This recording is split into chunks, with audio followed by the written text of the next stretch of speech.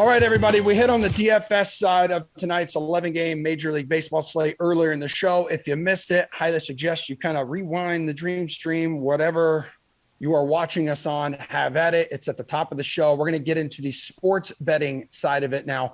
Kenny Ducey, DraftKings contributor, RotoWire's Erik Halterman. These two dudes are back. This is covering the bases here, guys. So your favorite sportsbook plays on this slate. First base, run line or money line that stands out to you, Kenny?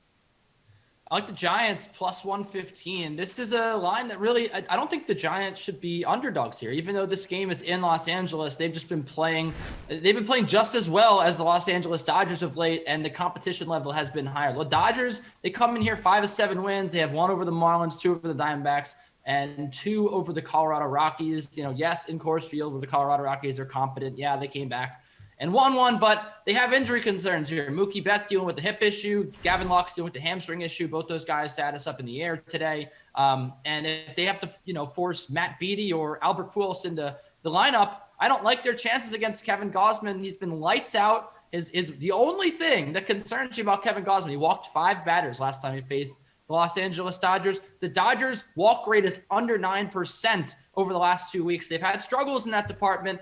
And walks are the lifeblood of this team. And when you're talking about a guy like Kevin Gausman, who doesn't give up a lot of quality contact, a low xWOBA on contact, you want to get base runners any way you can. Might be a little difficult. I like the Giants here as underdogs.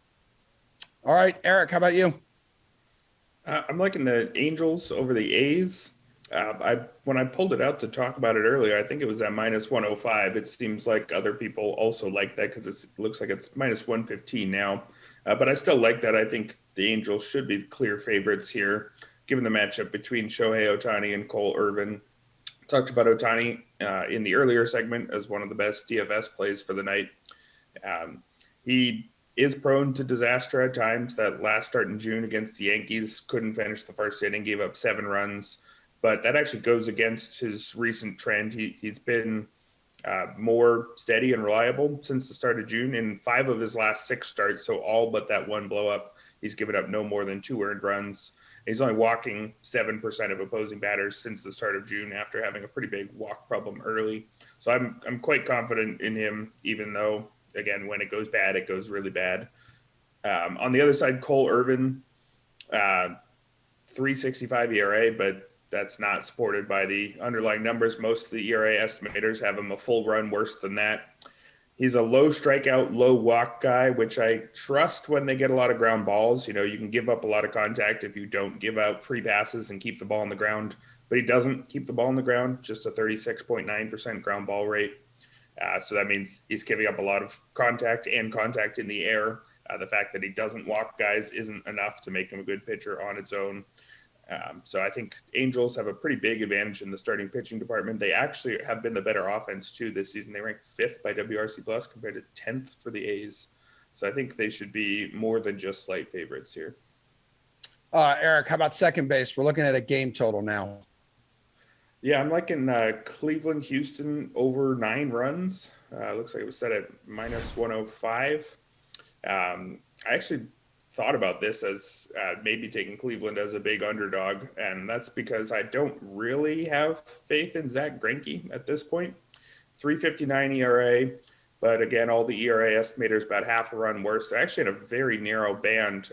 FIP, XFIP, and XERA all are between 4.13 and 4.17, so there's quite a lot of agreement on how good he is at this point in his career.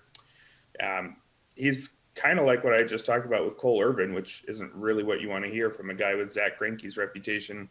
Doesn't strike guys out anymore. 18.5% strikeout rate is, I believe, his lowest in well over a decade. Doesn't walk guys, just 5% walk rate, but his 40.6% ground ball rate is his lowest since 2007. So he's very much in the latter stage of his career. He's not actually a significant FIP beater, which you might expect from a wily veteran. He actually had an ERA over a run worse than his FIP last year, and his ERA and FIP are almost identical for the course of his career.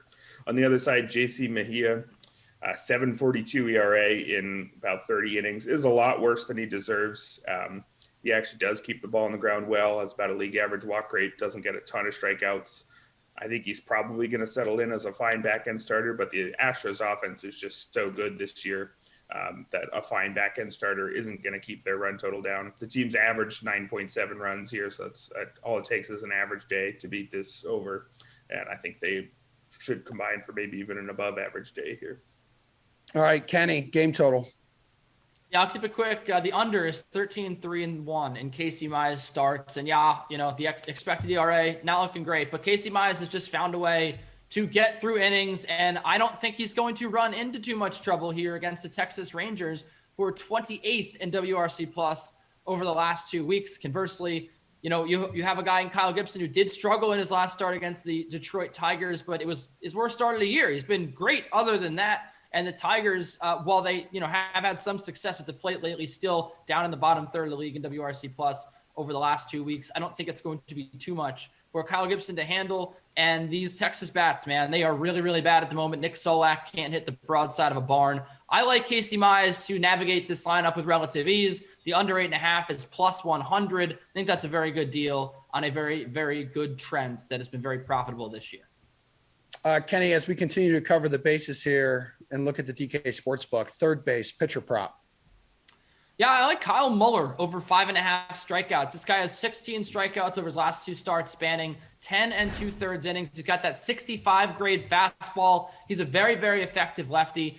And one thing that I'm looking at here that I'm really interested in is the Padres are striking out over 20% of the time over the last 2 weeks. That's been a pretty staggering number. They have been good, but they have not really been able to control their strikeouts. So that is one thing that I'm certainly looking at.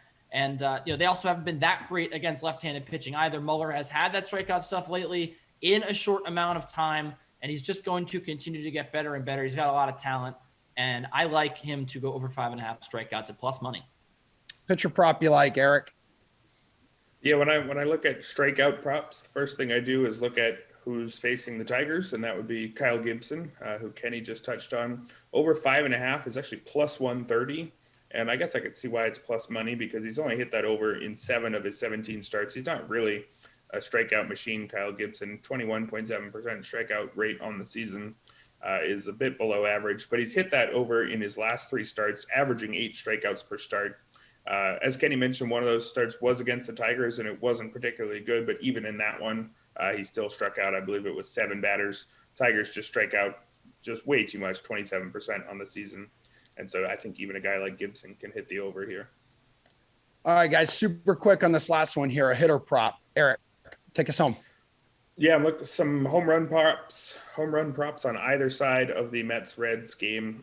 Great American Ballpark is actually the most homer-friendly park in the league. Both starters, Jared Eichhoff and Vladimir Gutierrez, are both not very good and don't keep the ball on the ground well. So I like pretty much anybody you like on either side. I'll throw out Joey Votto at plus 340, who's shown a good bit of power this season, hitting the ball as hard as he has in the StatCast era. So I'll take him if I have to go with one, but really any of those guys. All right, Kenny, quickly on the hitter prop, please. Yeah, I like Trey Mancini to get a hit at minus 200. I think it's a very, very good price. I'll also have some on him to homer at plus 450. He's got a 521 xWOBA against Ryan Yarbrough and 21 career plate appearances. It's a big enough sample for me to notice. 3 homers off him as well, and an 826 OPS in July, which carries 11 hits in 11 games. Guy's been red hot. Guy's been hitting the ball. Minus 200, not juicy enough for me to take it.